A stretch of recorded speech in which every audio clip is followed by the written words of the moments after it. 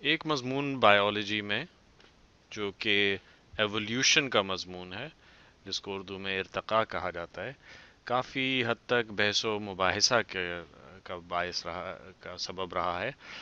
تو آئیے اس کے بارے میں کچھ بات کرتے ہیں. انگریزی میں ایولیوشن کو اس طرح لکھا جاتا ہے، اور ایولیوشن لفظ ایوالو سے منسلک ہے. اور ایوالو جب ہم کہتے ہیں، اس سے جو معنی لیے جاتے ہیں عام عام فہم میں، وہ ہے تبدیلی کے. تو وقت کے ساتھ تبدیلی. تو ایولیوشن کا جو خیال ہے، جو اگر آپ کتابوں میں دیکھیں یا آپ کسی انٹرنیشنل میوزیم میں جائیں، تو ہمیں جو نظر آتا ہے وہ یہ ہے کہ زمین پہ ایک زمانے میں بندر ہوا کرتے تھے. یہ دیکھیے، میں بندر بناتا ہوں، اور اس کی معذرت چاہتا ہوں، میری ڈرائنگ کی صلاحیت محدود ہے، اور اس کے اوپر یہ ٹوپی بھی بنا دی.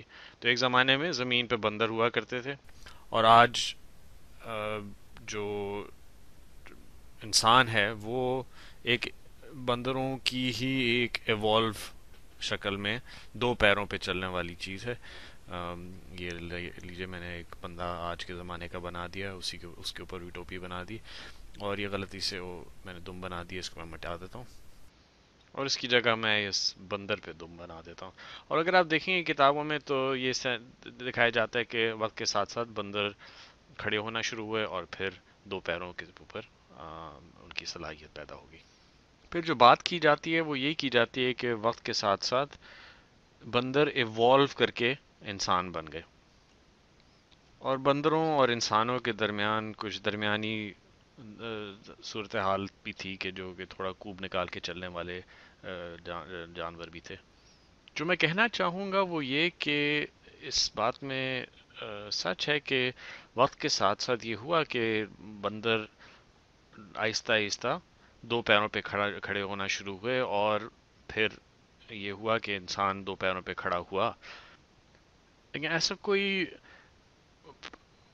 باخبر عمل نہیں تھا جس کے ذریعے بندر انسان میں تبدیل ہوئے. یہ نہیں ہوا تھا کہ بندروں نے کہا کہ بھئی یہ بڑا اچھا ہو کہ ہم دو پیروں پہ چلنا شروع ہو جائیں، اور پھر وقت کے ساتھ ساتھ ان کا ڈی این اے تبدیل ہو کے ایسا ہو گیا کہ وہ دو پیروں پہ چلنا شروع ہو گئے.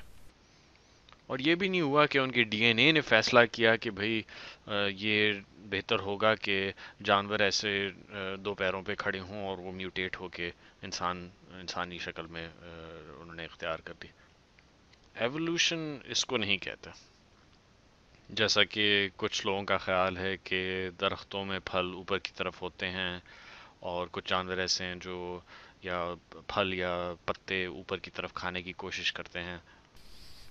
یہ دیکھیے، یہ درخت بھی ہے، اور اس کے ساتھ ایک جانور کھانے کی کوشش کر رہا ہے.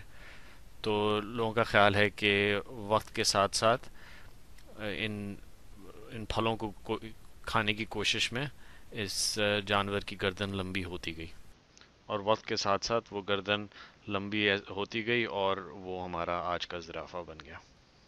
ایوولوشن اس عمل کو نہیں کہتے. اصل میں ایوولوشن جس عمل کا نام ہے وہ ہے قدرتی انتخاب. انگریزی میں جسے کہتے ہیں نیچرل سلیکشن. اس کو لکھ لیتے ہیں، نیچرل سلیکشن. اور اس خیال کے مطابق یہ کہا جاتا ہے کہ ہر جاندار مخلوق میں ایک کی آبادی میں ایک ویریشن پائی جاتی ہے، مطلب کہ ان کے کئی فیچرز، ان کی کئی خصوصیات پائی جاتی ہیں. یعنی کہ آپ اپنے ارد گرد ہی دیکھیں، کچھ لوگ لمبے ہوتے ہیں، کچھ لوگ چھوٹے ہوتے ہیں، کچھ لوگوں کے بالوں کا رنگ مختلف ہوتا ہے، کچھ لوگوں کی آنکھوں کا رنگ مختلف ہوتا ہے. تو نیچرل سلیکشن کا مطلب یہ ہے کہ کچھ چیزیں، کچھ خصوصیات جو ہیں وہ انوائرمنٹل، جو آپ کے ماحول کی نظریے سے اتنی خاص نہیں ہوتی، لیکن کچھ بہت خاص ہوتی ہیں. ایک مثال جو دی جاتی ہے وہ تتلیوں کی مثال دی جاتی ہے، جس پہ شروع میں کام کیا گیا تھا، اور وہ یہ تھا کہ تتلیوں کے اوپر جو جس قسم کے داغ ہوتے ہیں. تو جو تتلیوں کا مطالعہ کیا گیا، یہ تتلیاں بنا لیتے ہیں، ایک دو تین تتلیاں بنا لیتے ہیں.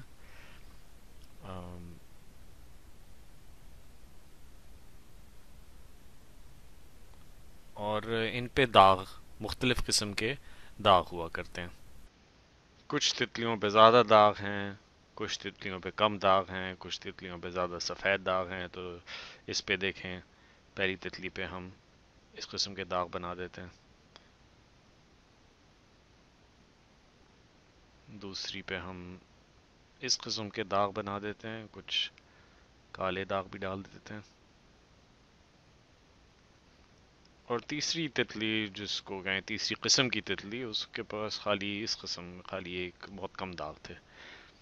تو کہیے کہ اس جو آبادی تتلیوں کی تھی وہ اس قسم کی تھی، اور کہیے کہ ہزاروں سال تک تتلیوں کی آبادی بس انہی تین قسموں کی رہا کرتی تھی.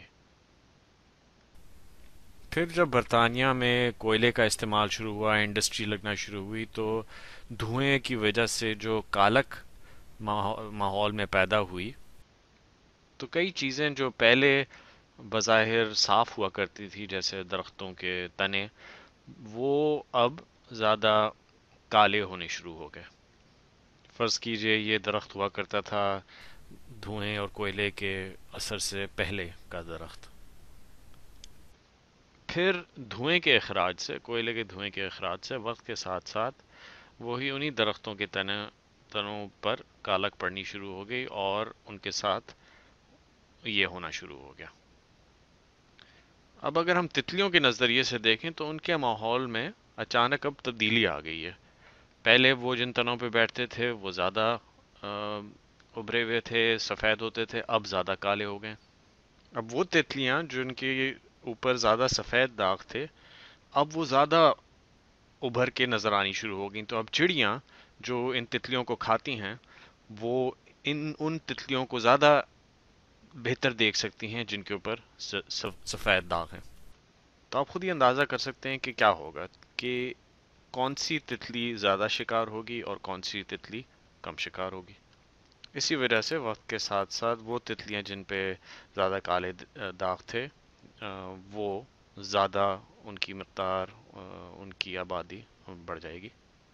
تو یہ لیجئے ان کی دیکھیں آبادی میں دکھا رہا ہوں کہ زیادہ بڑھ رہی ہے. تو اگر سوچیں تو اس میں اختیاری عمل کیا ہوا ہے؟ اس میں خالی یہی ہوا ہے کہ ماحول میں تبدیلی آئی ہے، اور ماحول کی تبدیلی سے تتلیوں کی آبادی پہ ایک اثر پڑا ہے. کچھ لوگ کہہ سکتے ہیں کہ بھئی تتلیاں بڑی ہوشیار ہیں، وقت کے ساتھ ساتھ خود بخود ہی زیادہ کالی ہو گئیں تاکہ چڑیوں سے بچ سکیں. لیکن آپ کو اور مجھے معلوم ہے کہ دراصل یہ کون سا رد عمل تھا جس کی وجہ سے یہ ہوا ہے. جو دراصل عمل ہوا وہ یہی کہ جو وہ تتلیاں جن کے رنگ زیادہ چمکدار تھے، بظاہر تھے، وہ وقت کے ساتھ ساتھ چڑیوں کو زیادہ نظر آنے لگے اور ان کی آبادی ختم ہو گئی. اور اس کے برعکس وہ تتلیاں جن کے اوپر زیادہ کم چمکدار رنگ تھے، ان کی آبادی بڑھتی گئی، وہ چھپ سکیں، ڈھک سکیں تتلیاں ان کے پرندوں کے حملوں سے، تو ان کی آبادی بڑھتی رہی.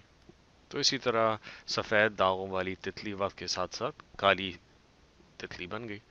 لیکن آپ کہہ سکتے ہیں کہ بھئی یہ تو ایک ہی مثال ہے، اس سے کیا اور بھی کوئی مثالیں ہیں اس قسم کی؟